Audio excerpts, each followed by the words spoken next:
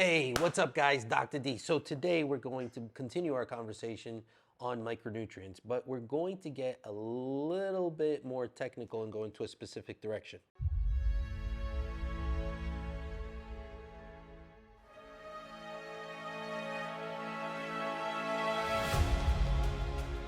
And today we're going to talk a little bit about micronutrients and osteoporosis, bone health in general, and cardiovascular disease. Now, you say, hey, I'm not an old person. I don't need to listen to this. Have you watched the UFC?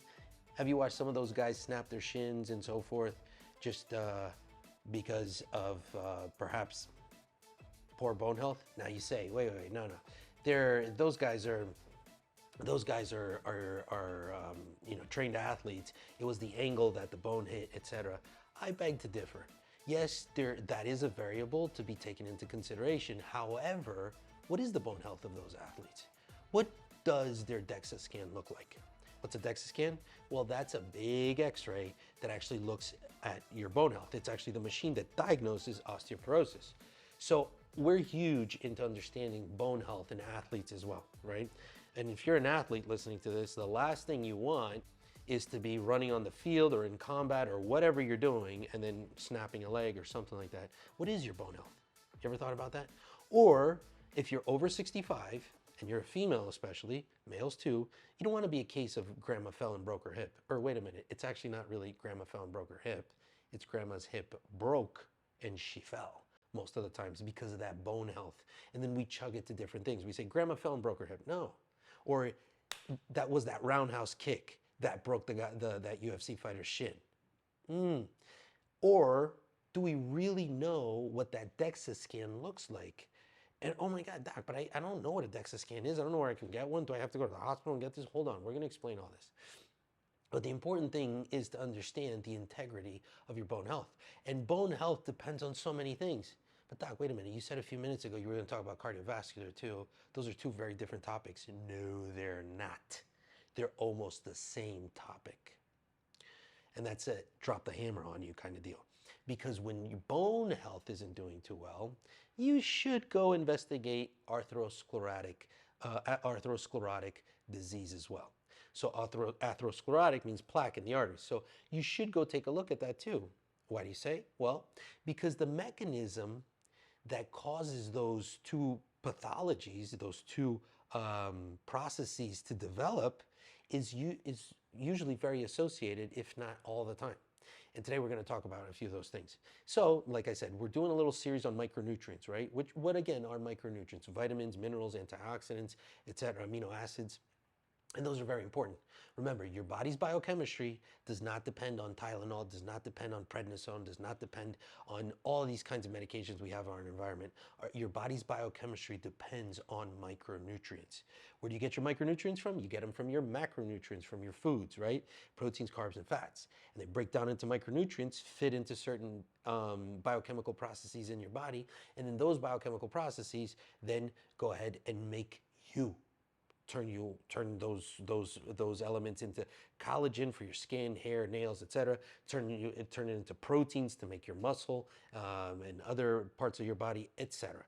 So, what is related between osteoporosis and cardiovascular disease? Let's get into it. So, calcium.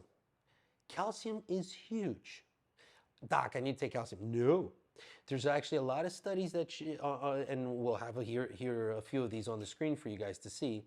A lot of studies show that if you supplement only with calcium, you increase your chances for heart disease by many times over, okay? And that's not something you should do. Just take pure calcium supplementation. That's not a good idea. All these foods fortified with calcium and so forth, etc., no bueno, not a good idea at all. Because there is a mechanism inside your body to sequester calcium. What mechanism is that? Well, it's the vitamin D mechanism with the vitamin K2 with magnesium. Those three are very important. We've touched base on this a little bit before on other lectures, but I really wanted to do a lecture today that we really focused on the mechanism of these micronutrients and your bone health and cardiovascular health. So what does vitamin D3 do? Vitamin D3 is in your gut, and vitamin D3 basically tells, or looks at a calcium that's going by the gut and pulls that calcium into the body, right? Then the vitamin D3, now that the calcium is inside the body, vitamin D3 then gives it to a friend of his. Who's the friend? It's vitamin K2. And if you've never heard of vitamin K2, it's not vitamin K1. Okay, I know many people have heard of vitamin K, especially if you're taking medications like warfarin, right, or Coumadin. The other name for warfarin would be Coumadin. You might be a little worried about vitamin K, which you should be, and it's vitamin K1 that you have to be very, very careful with. Now, to tell you the truth, there's not only one vitamin K. There's not vitamin K1 and K2. Up until today, as far as I understand, there's been 23 different vitamin Ks discovered. Now, who was the person that discovered this vitamin K2 idea? It was Dr. Weston Price, and I'm going to talk about him in a second and his journey to discovering vitamin K2. But going back, once vitamin D3 pulls the calcium into the bloodstream, then vitamin K2 tells the calcium, hey buddy, do not go into the arteries, do not go clog up the carotid and the coronaries and the aorta and the popliteal. Don't go there. Let's put you back into the teeth, back into the bones, back to the places where you need to be, okay? Because then what the body does, conversely, if you don't do this, the body then starts to break down bone, right? Well, that's when you don't have your vitamin D and your body's trying to get more calcium. And then there's beautiful mechanisms that regulate this. The parathyroid hormones from the parathyroid glands, they're the ones that are going to release hormones to balance this whole calcium system. But the thing is, if your body's not getting in proper calcium, then the calcium's not going into where it needs to be, and it's going into the wrong places. And that's where you start to form plaque inside your vessels. And that's why when we usually see somebody with a bad DEXA scan, so DEXA is the official machine to diagnose osteoporosis. You're going to use it usually if you're over 65, especially females, etc. That's the machine you're going to use to get the diagnosis for osteoporosis or osteopenia, right? And lots of times we have a DEXA scan in our office, right? We actually have to have a license from the state of Florida to have that machine in our office.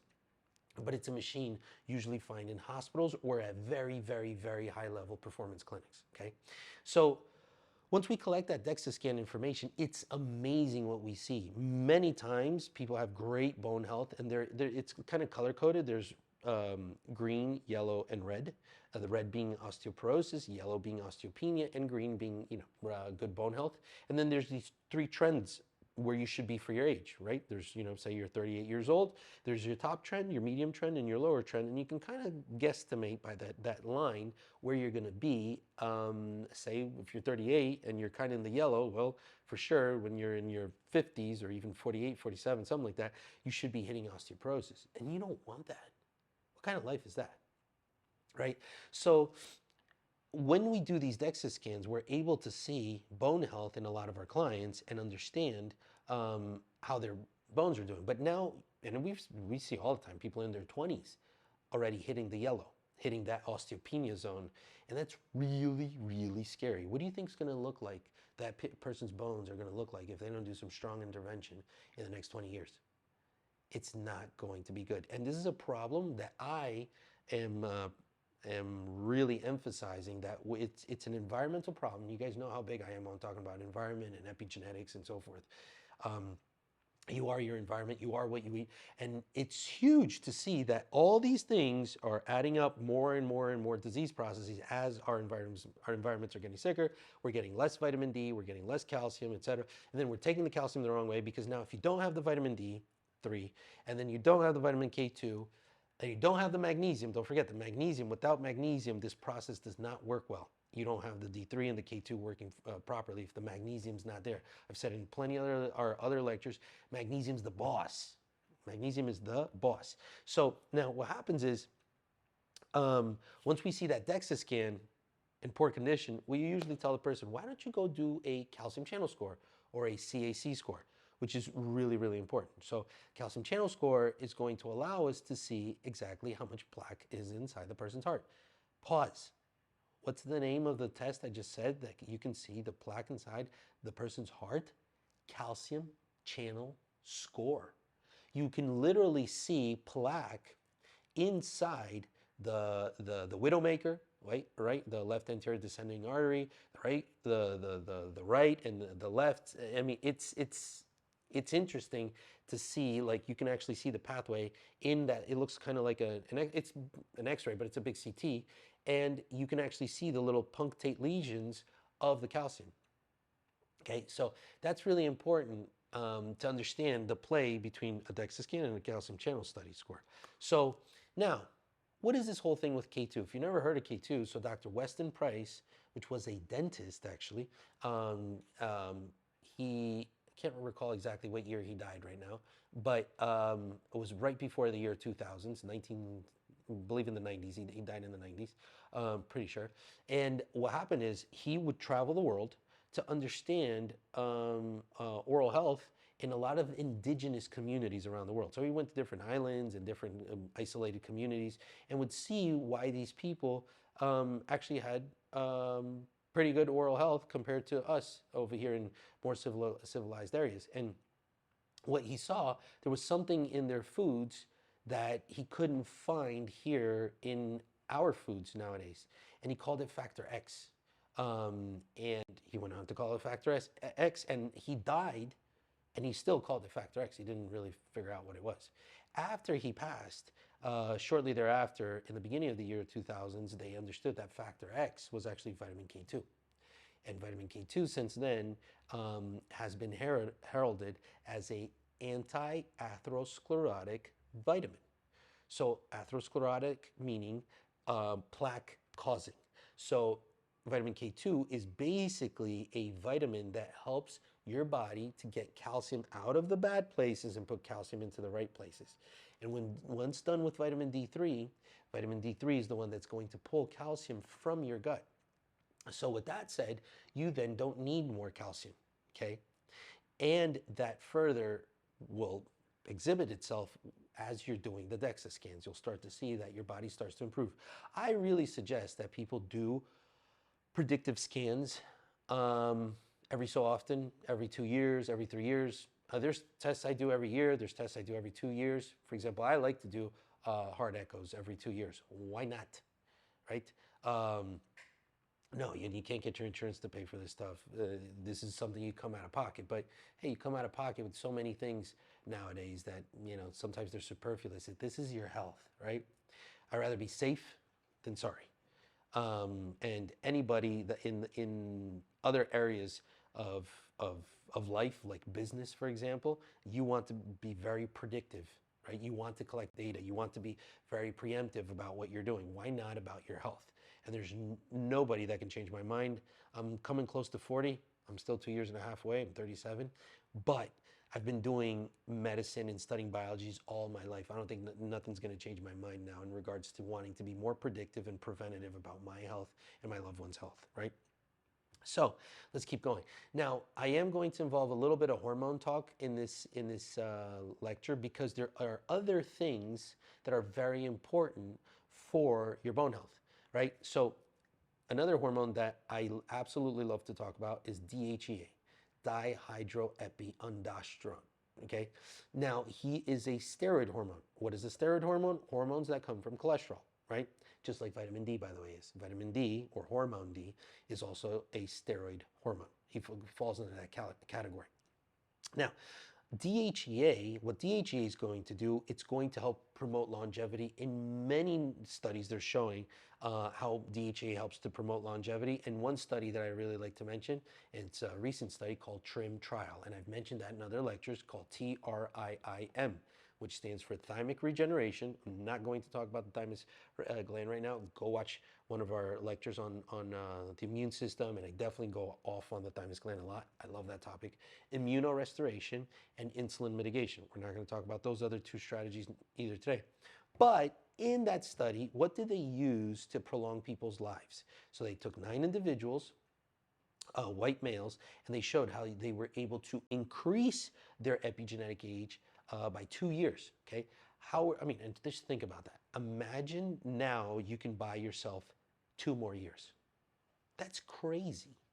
And I know lots of us, me included, is like, wait, if I can buy myself 2 more, can I buy myself another 5? How about another 10? Where's the limit to this, right? So now that we're actually starting to scratch the surface with these topics, it's really interesting and important we pay attention to this. Like, it's super important, man. It's your life. It's your literally your health span and your lifespan. Pay attention to this. So, what did they use? What were the three interventions that they did to actually execute the TRIM trial? One was recombinant growth hormone. The second one was metformin, which I'm not a big fan of metformin. And we could save that for another lecture. And then DHEA. DHEA, which is the hormone I'm talking about that helps with longevity. This is a hormone that's inside your body, okay? There's many articles out there speaking negatively in regards to DHEA, and I honestly can't understand how scientists and physicians and clinicians, unless you're being paid, which I still can't understand that, how can't you see that the things that are inside your body kept within proper range that you're born with, that your body depends to function, are harming you? It's like saying the wheels in a car will harm it.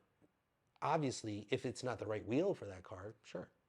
But if it's identical to the other ones and it's identical to the ones that car was designed to work with, I don't understand how it can harm that car. That's why we only use bioidentical DHEA, like exactly like the one your body needs.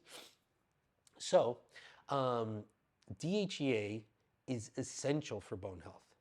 DHEA really helps your body to conserve bone health, and in the hormonal process of DHEA's interaction with the bones, it's very clear once the person starts optimizing those DHEA levels, that person starts to improve on their longevity and also bone health.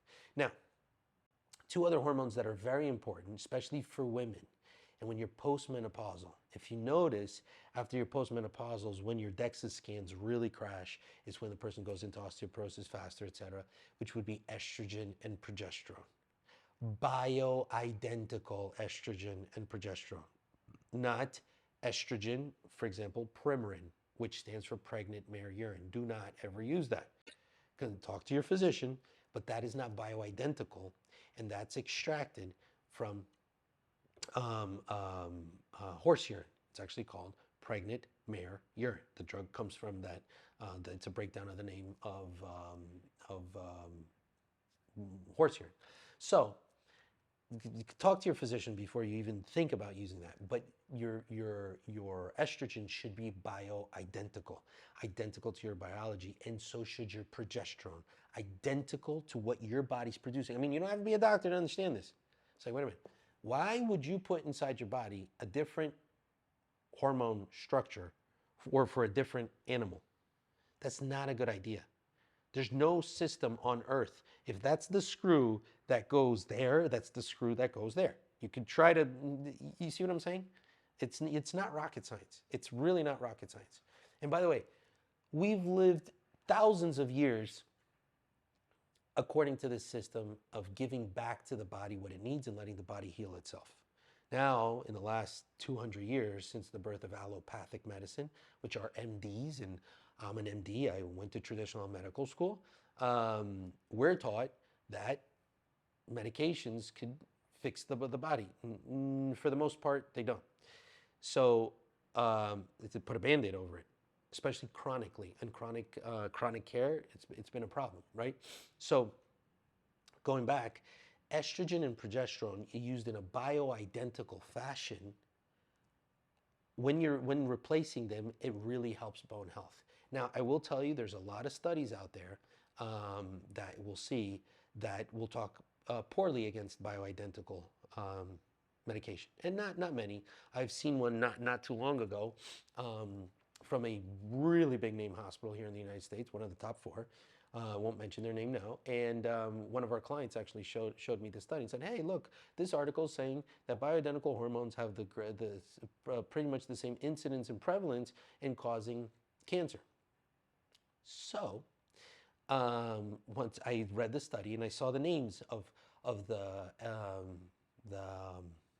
estrogen that was used in the study, in this case it was a study on estrogen, and it was partially bioidentical. It was not fully bioidentical. How do you know, Dr. D? Well, there's something called PubMed, which we go in the medical community and we do our research and we put there the studies, but there's also something called PubChem, pubchem.gov. So that's the database of all chemical substances. And you can actually put any medication's name and you'll actually be able to see the organic molecule, the structure of that substance. When you look at the structure of that substance, you can actually see it's not estrogen like the female estrogen. It's partially bioidentical. It wasn't fully bioidentical. Okay, so what happens is you put that into the body and the body still attacks it as if it's not bioidentical to the body. It has to be fully bioidentical, not partially bioidentical. Understand? It's just like when people say, oh, this is organic. BS. Nowadays, especially in I live in a big city where I'm literally in downtown Miami, and you have all these supermarkets, Whole Foods this, Whole Foods that, Whole Food, all this, and it says organic. Come on, guys. Organic potato chips, organic. Don't fall for that gimmick. Organic, nowadays, depending on the jurisdiction you are in the United States, etc., the food does not have to be fully organic for it to get a label of organic. In fact, only about 25% of that food needs to be organic for it to get the label that it's organic. Okay, I'm just really trying to drive the concept home of certain labels on certain elements you're going to put in your body, be it food, be it medication, be it whatever it is. And bioidentical needs to be fully bioidentical, right? Or else it will hurt you. Okay, so estrogen and progesterone replacement are hugely important, especially in females, for bone health. Okay, and as it relates to males, DHEA is also very, very, very important for bone health. Estrogen, progesterone, not so much. But there are some studies that show that testosterone also, especially in males, plays a huge role in as it relates to helping males with bone health.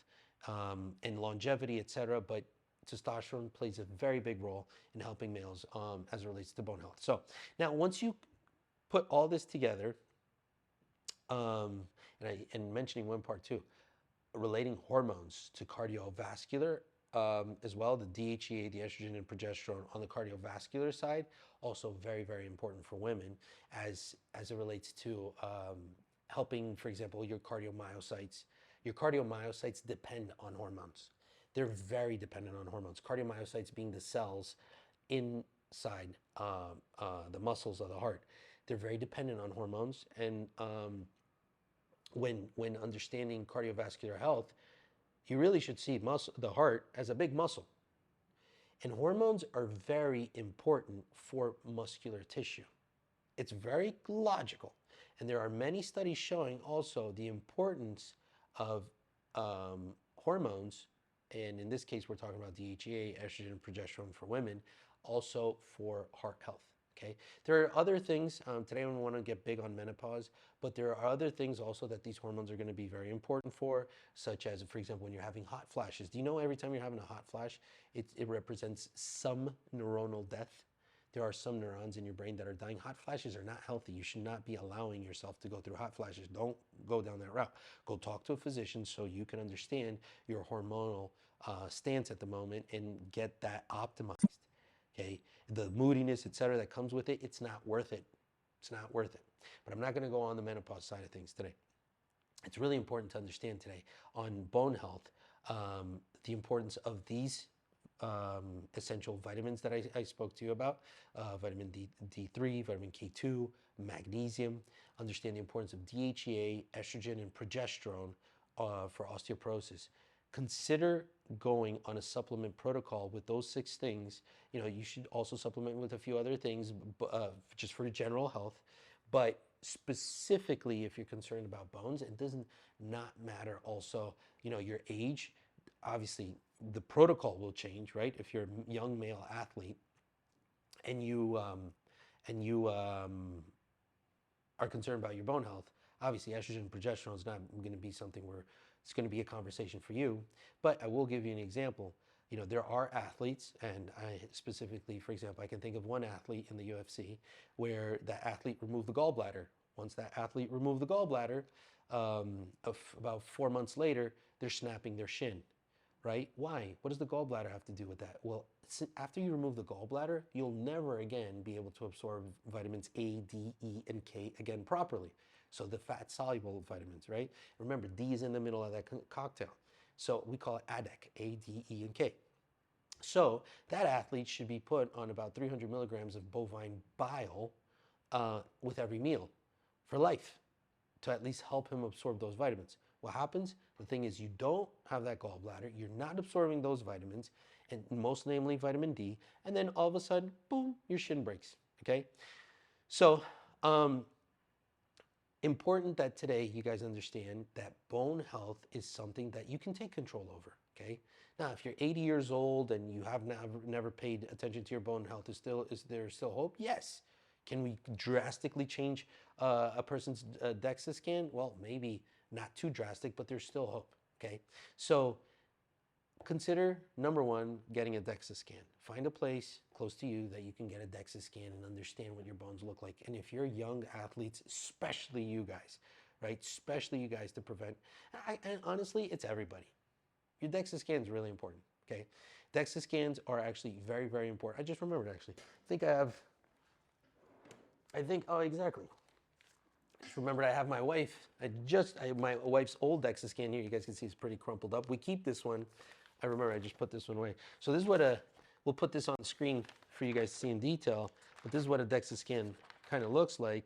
And you see there's bone health here too. You see her bone health. And you see how these numbers can vary, right?